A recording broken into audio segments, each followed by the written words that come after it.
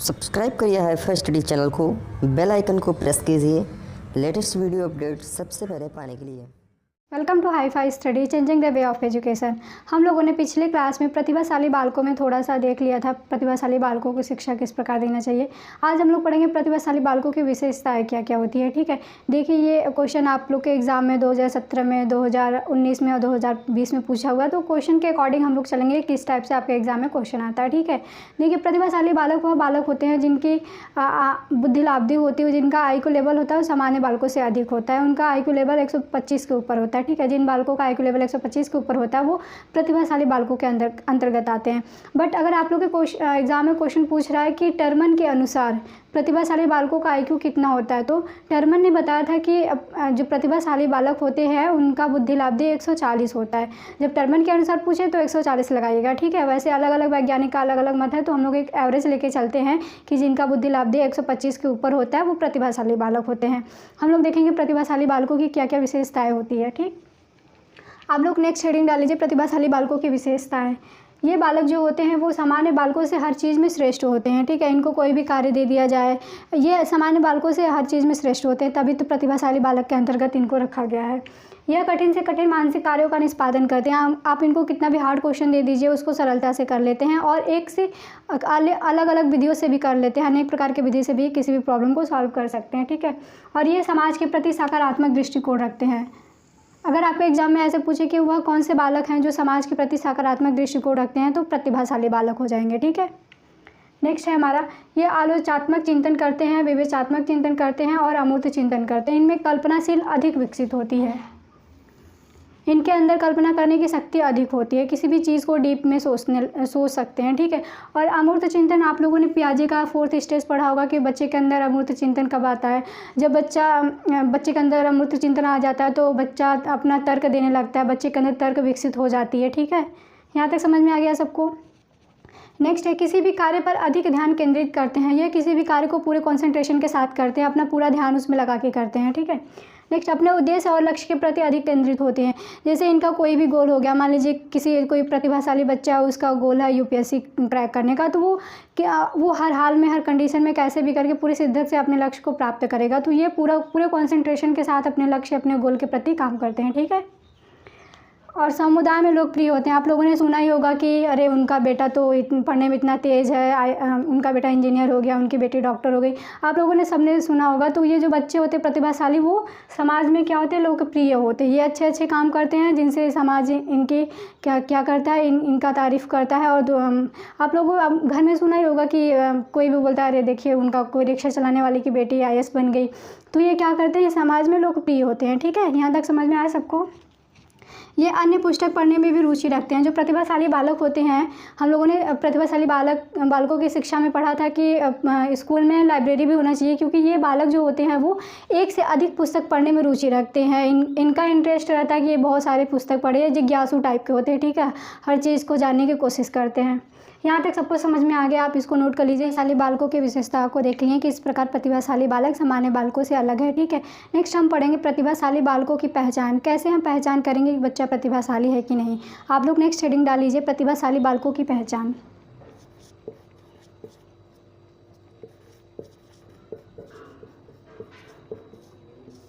प्रतिभाशाली बालकों की पहचान।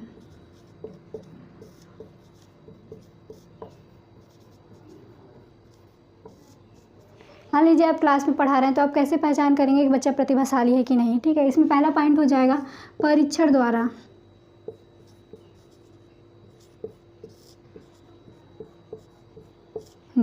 बच्चे का IQ लेवल निकाल करके, बच्चे का IQ लेवल चेक करके हम लोग ये अनुमान लगा लेंगे, हम लोग ये जान लेंगे कि बच्चा प्रतिभाशाली बालक के अंतर्गत आता है कि नहीं। ठीक है, IQ का फॉर्मूला होता है मानसिक आयु बटे वास्तविक आयु।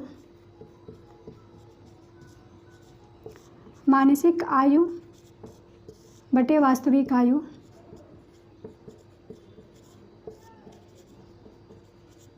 इंटू 100। इस फॉर्मूले को किसने दिया है, टर्मन ने दिया है। ठीक है, आपसे पूछेगा बुद्धि लाब्धी का फॉर्मूला कौन दिया है, वो टर्मन साहब दिए हैं इंटू 100 करके। ठीक है, इन्होंने, और जब पूछेगा कि टर्मन के अनुसार बच्चे के प्रतिभाशाली बालक का IQ कितना होना चाहिए, तो आप लोग 140 लगा के आइएगा। ठीक है, सेकंड हमारा है अवलोकन करके। अवलोकन द्वारा।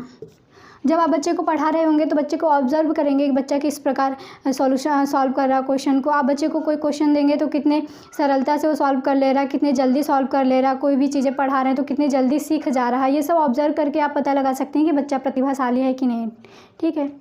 थर्ड हमारा हो जाएगा विद्यालय के अभिलेखों द्वारा।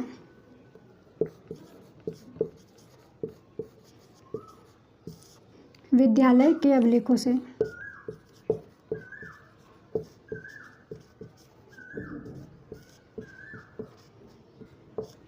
स्कूल में टेस्ट होता है, एग्ज़ाम होते हैं, तो आप इससे भी पता लगा सकते हैं कि बच्चा कितने मार्क्स गेन कर रहा है, कितना बच्चे में इम्प्रूव हो रहा है, और कितना वो हर मंथली टेस्ट होता है तो उसमें कितना अच्छा कर ले रहा है, कितने मार्क्स आ रहे हैं। तो उसके बेसिस पे भी हम विद्यालय के अभिलेखों द्वारा भी पता लगा सकते हैं कि बच्चा प्रतिभाशाली है कि नहीं। ठीक है।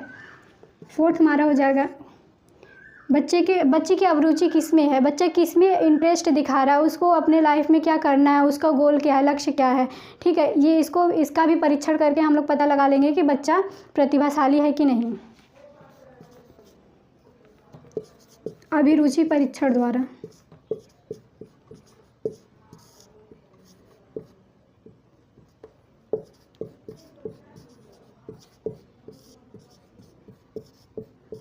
बच्चा किस चीज़ में इंटरेस्ट रख रहा है, उसको अपने लाइफ में क्या करना है, इसे भी हम लोग पता लगा सकते हैं कि बच्चा प्रतिभाशाली है कि नहीं। ठीक है। ये हो गया प्रतिभाशाली बालकों की पहचान। हम किस प्रकार पहचान करेंगे प्रतिभाशाली बालकों का। अब हम लोगों ने प्रतिभाशाली बालकों की शिक्षा के बारे में पिछले क्लास में पढ़ लिया। मैं रिवाइज कर दे रही हूँ किस प्रकार प्रतिभाशाली बालकों को शिक्षा देनी चाहिए। उनके लिए विशेष विद्यालय की स्थापना कराना चाहिए। जैसे कि हमारा नवोदय विद्यालय है वो प्रतिभाशाली बालकों के लिए है। उसमें बच्चे का कोई एक इंटरेस्ट होता है, एंट्रेंस एग्ज़ाम होता है, बच्चा उसको पास करता है और वहाँ पे उसका एडमिशन हो जाता है। उसको फ्री में शिक्षा, खाना, रहने का सारी व्यवस्था दी जाती है।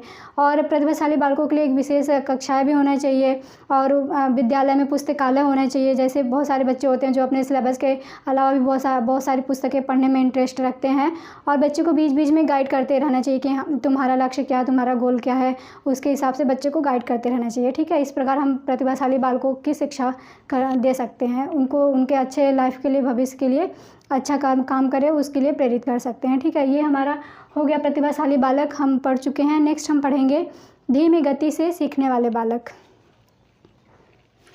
नेक्स्ट हमारा हो जाएगा धीमी गति से सीखने वाले बालक।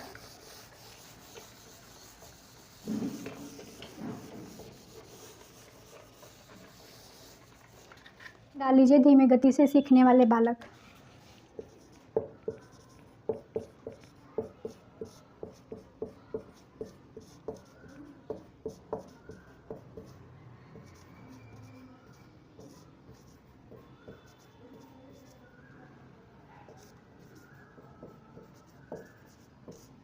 ठीक है। धीमी गति से सीखने वाले बालक, देखिए वे बालक जो सामान्य कक्ष में अपने आप को समायोजित नहीं कर पाते, वे धीमी गति से सीखने वाले बालक कहलाते हैं। जैसे कि कोई एक क्लास 5th का बच्चे हैं, 2 बच्चे को आप ले लीजिए। ठीक है। एक बच्चे को आप कोई प्रॉब्लम दे रहे हैं या टेबल याद करने के लिए दे रहे हैं तो वो जल्दी से सीख जा रहा है, जल्दी से याद करके आपको सुना दे रहा है, और दूसरा बच्चा है उसी को वो सीखने में ज़्यादा टाइम लगा रहा है। ऐसा नहीं कि वो नहीं सीख सकता है लेकिन उसको थोड़ा टाइम लगेगा, तो वो क्या हो जाएगा, धीमी गति से सीखने वाला बच्चा हो जाएगा। ठीक है। वे बालक जो सामान्य कक्ष में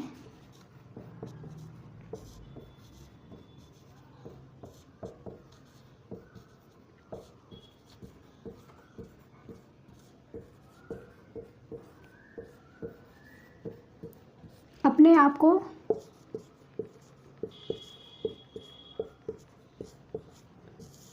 समायोजित नहीं कर पाते,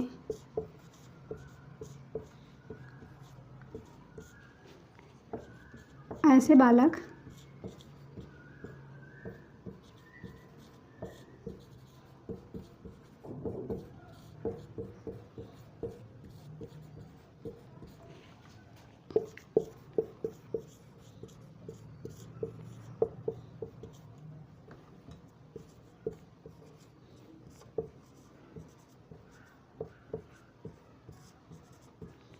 ठीक है। यहाँ तक समझ में आया आप लोग को। जो बालक सामान्य कक्ष में अपने आप को समायोजित नहीं कर पाते उनको हम लोग धीमी गति से सीखने वाले बालक कहते हैं। ठीक है, इनका IQ जो होता है वो सामान्य बालकों से थोड़ा सा कम होता है। ठीक है, ये चीज़ों को धीरे धीरे सीखेंगे सामान्य बच्चों के कंपेयर में। ठीक, यहाँ तक नोट कर लीजिए आप लोग।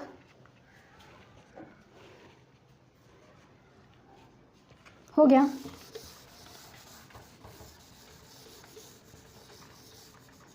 अब हम पढ़ेंगे इनकी विशेषताएं क्या क्या है। आप लोग हेडिंग डाल लीजिए, धीमी गति से सीखने वाले बालकों की विशेषताएं।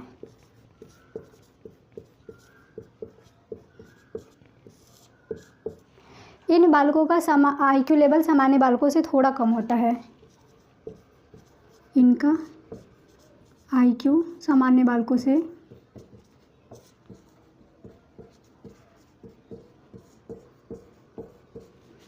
थोड़ा कम होता है।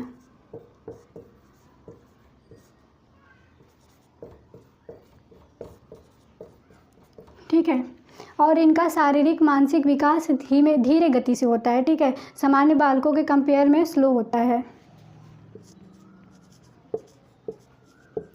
इनका शारीरिक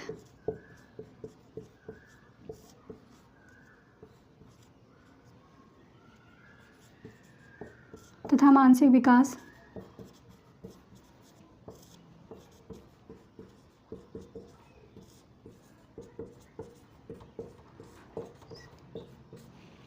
सामान्य बच्चों से धीमी गति में होता है।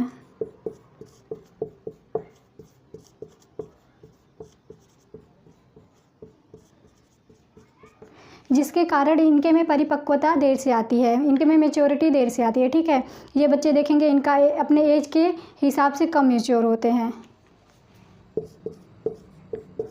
परिपक्वता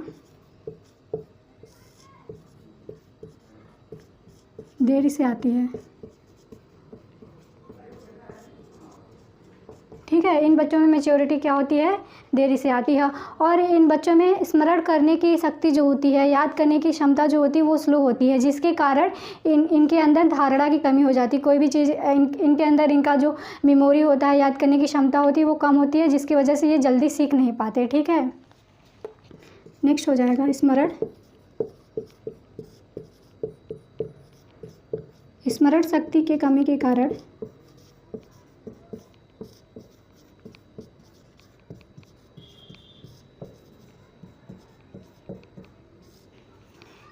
धारणा में कठिनाई होती है।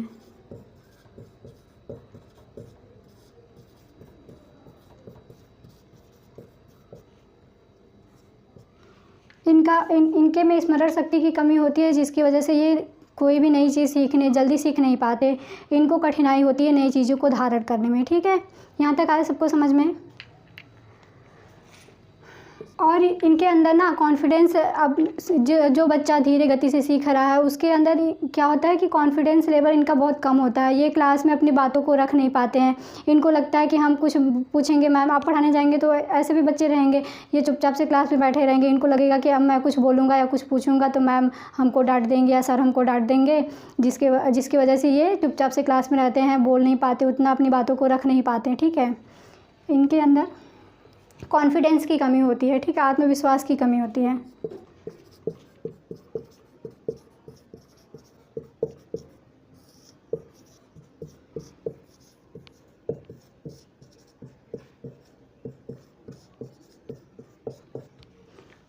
और इनके अंदर कल्पना की भी कमी होती है। किसी चीज़ के बारे में डीप नहीं सोच सकते हैं, उसके बारे में कल्पना नहीं कर सकते। ठीक है,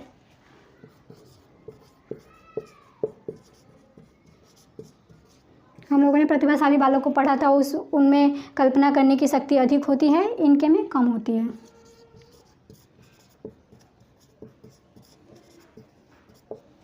ठीक है, ये समझ में आया कि धीमी गति से सीखने वाले बालकों की विशेषताएं क्या क्या होती है। ये नोट कर लीजिए आप लोग। हो गया। नेक्स्ट हम लोग पढ़ेंगे धीमी गति। ये बालक किस वजह से धीमी गति से सीखने का शिकार हो गया, कि क्या कारण है इनके धीमी गति से सीखने का। ठीक है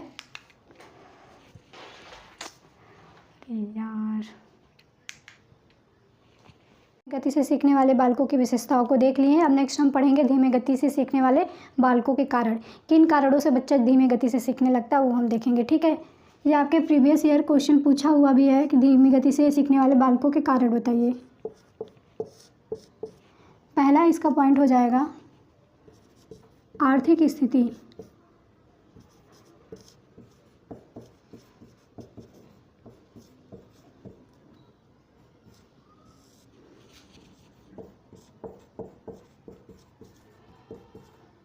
आर्थिक परिस्थिति या गरीबी। देखिए बच्चे का परिवार की जो परिस्थिति है, उसकी जो गरीबी है, जो आर्थिक स्थिति है, वो भी बहुत बड़ा रोल करता है। जब आप गांव के प्राइमरी स्कूल में पढ़ाने जाएंगे तो वहाँ आपको बहुत से गरीब परिवार के बच्चे मिलेंगे। मेरा जब ट्रेनिंग लगा था तो मैं पढ़ाने गई थी, तो वहाँ पर एक 7th क्लास की बच्ची थी। वो पढ़ने में ठीक थी, अच्छी थी, चीज़ों को अच्छे समझ रही थी, बट वो रेगुलर क्लास नहीं आ रही थी। मैंने उसे एक दिन पूछा कि तुम डेली स्कूल क्यों नहीं आती हो? तो वो बोली कि मैम मैं खेत में, दूसरे खेत में काम करने जाती हूँ, मज़दूरी करने जाती हूँ। तो इस टाइप के बच्चे भी होते हैं जो शाम को मज़दूरी करते हैं, सुबह स्कूल में आते हैं, अपना 100% नहीं दे पाते, या फिर मज़दूरी करने के लिए पैसों के लिए वो क्या करते हैं कि स्कूल आना बंद कर देते हैं, बीच बीच में गैप कर लेते हैं, क्योंकि उनके परिवार की स्थिति ठीक नहीं है। ठीक है, तो ये बहुत बड़ा रोल करता है परिवार की आर्थिक स्थिति। सेकेंड हमारा है परिवार के सदस्यों का मानसिक स्तर। जैसे देखिए मान लीजिए कि कोई एक परिवार है, ठीक है, अगर उनके पेरेंट्स की मानसिक स्तर नहीं है, तो आप लोगों ने बायो में पढ़ा होगा कि पेरेंट्स के, माता पिता के गुणसूत्र भी बच्चों में आते हैं, तो वो भी कुछ इफेक्ट देता है परिवार के मानसिक स्तर कैसा, उनके पेरेंट्स का मानसिक स्तर कैसा है। ठीक है, पारिवारिक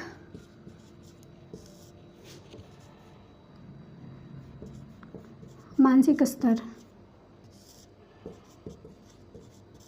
उनके परिवार का मानसिक स्तर क्या है, ये भी बहुत बड़ा रोल निभाता है, बच्चे के धीमी गति से सीखने का कारण भी हो सकता है। ठीक है, तीसरा हमारा है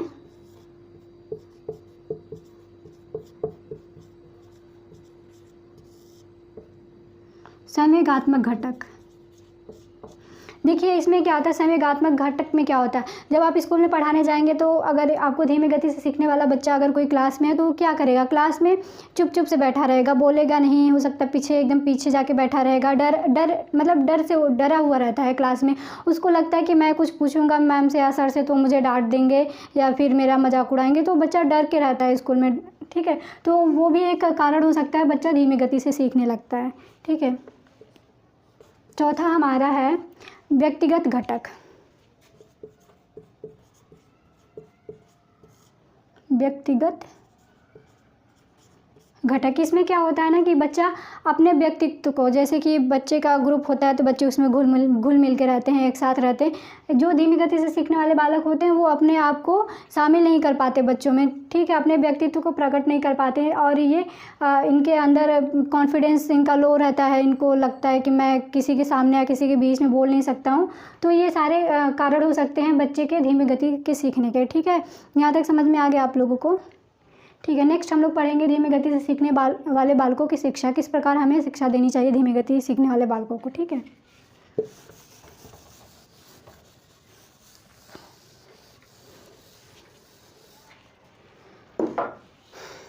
देखिए आप लोग हेडिंग डाल लीजिए शिक्षा, धीमी गति से सीखने वाले बालकों की शिक्षा। ठीक है, जो हमारा सिलेबस होता है, जो हमारा पाठ्यक्रम होता है, उसको क्या सरल और लचीलापन बनाया जाए, जैसे कि बच्चा सीख सके। ये नहीं कि बहुत हार्ड लैंग्वेज में या कठिन शब्द में लिख के दे दो, बच्चा सीख ना सके। तो पाठ्यक्रम को लचीला बनाया जाए।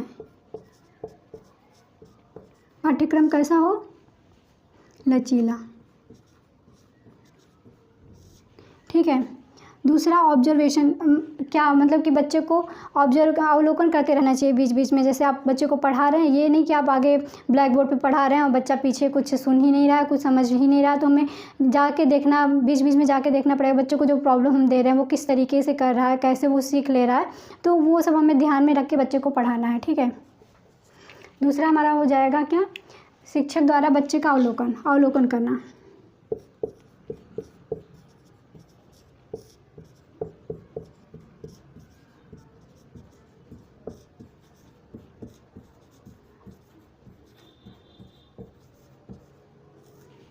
ठीक है, नेक्स्ट हो जाएगा, अगर बच्चा धीमे गति से सीख रहा है तो हमें उसी गति से सिखाना है। ये नहीं कि बहुत फास्ट पढ़ा दे, बच्चे को समझ में नहीं आ रहा। जिस प्रकार बच्चा सीख रहा है हमें उसी प्रकार सिखाना है। ठीक है, तो नेक्स्ट हमारा हो जाएगा कि बच्चा जिस प्रकार सीख रहा है उसी प्रकार सिखाना है।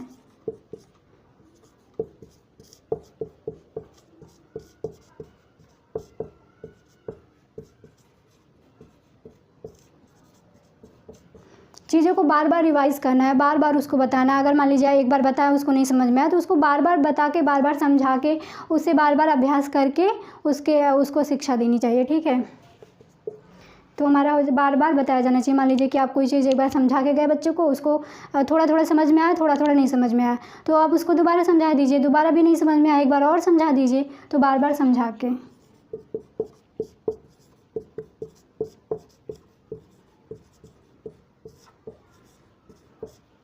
ठीक है। नेक्स्ट हमारा हो जाएगा कि बच्चे, देखिए बच्चा क्या करता है, जो चीज़ अपनी आँखों से देखता है ना उसे बहुत जल्दी सीख जाते हैं। तो बच्चे को श्रव्य दृश्य सामग्री से भी सिखा सकते हैं अच्छे से, ठीक है। जो बच्चा अपनी आँखों से देखेगा, जो ऑब्जर्व करेगा, जो सुनेगा, उससे बच्चा क्या करता है, जल्दी सीख जाता है। तो